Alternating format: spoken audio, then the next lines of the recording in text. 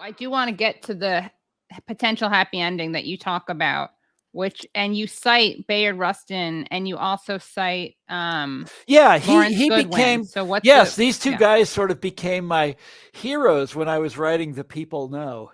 And the last few chapters of it are very much informed by them. They're both really interesting guys. But this was for your viewers who haven't read the book, there's this the word populism is often abused nowadays, and there is a populist tradition in American life. And if you take as the definition of populism something having to do with the people who invented the word, who called themselves populists, what that word would mean is a transracial movement for economic democracy. Working class, transracial, that's what the original populists were. That's what they thought they were doing. They didn't have a lot of success at it, but that was the idea. That's what they were after. And they were sort of the model for all these various populist moments that have come since then. One of those populist moments would be the sort of union organizing moment in the 1930s and 40s. Another would be the 1960s, when you had Martin Luther, it's King and Bayard Rustin who were leading it.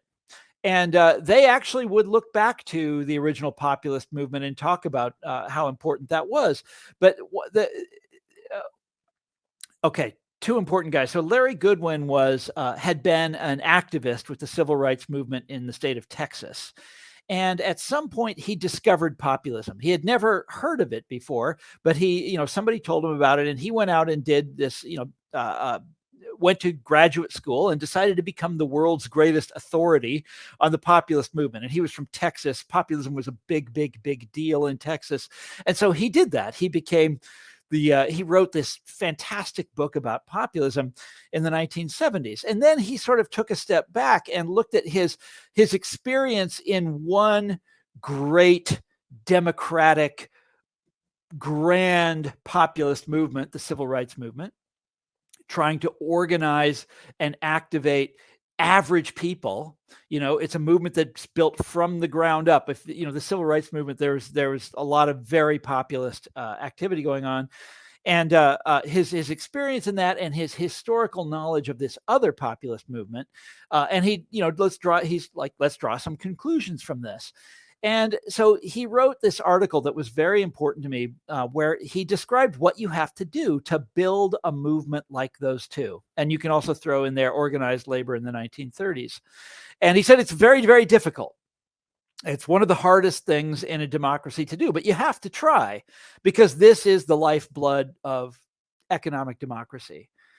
And I would actually go further than that. I'd say that we now know for sure that delivering, economic democracy from the top down, the white collar model, is a failure. And we know that because of the experience of the Clinton and Obama years. When Obama came in, by the way, I was a very different person. I don't know if I knew you then.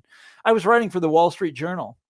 I was one of the reasons I liked Obama so much is because he is himself a brilliant man, and he was bringing with him so many other brilliant people. And I thought this is the answer. You remember after Bush had so deliberately put fools in charge of everything. Do you remember this? Hacks and cronies, but there were hundreds of others. I forget who he had in charge of the Securities and Exchange Commission, but it's like guys in charge of things who despise those agencies, right?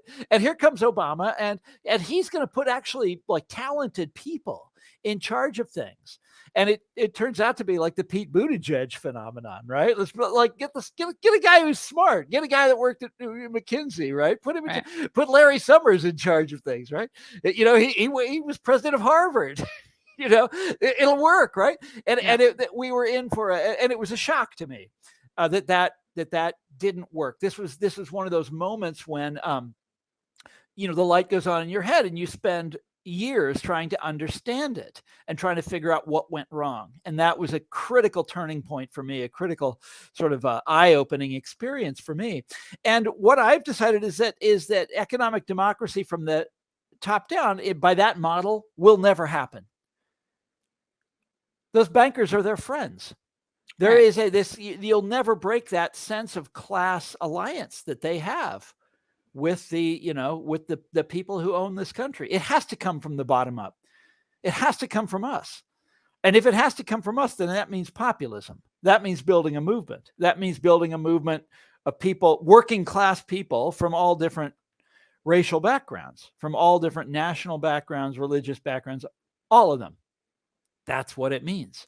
How do you do it? But Goodwin says, when you're going to build a movement like that, one of the most important pieces of advice that he gives is you have to practice what he calls ideological patience. Okay? You are working with the rank and file of humanity. You are trying to organize them into a movement. You can't, correct them all the time. You can't demand that they come to the movement fully formed already, that they already know the lingo, that they already speak the language. We don't do that anymore.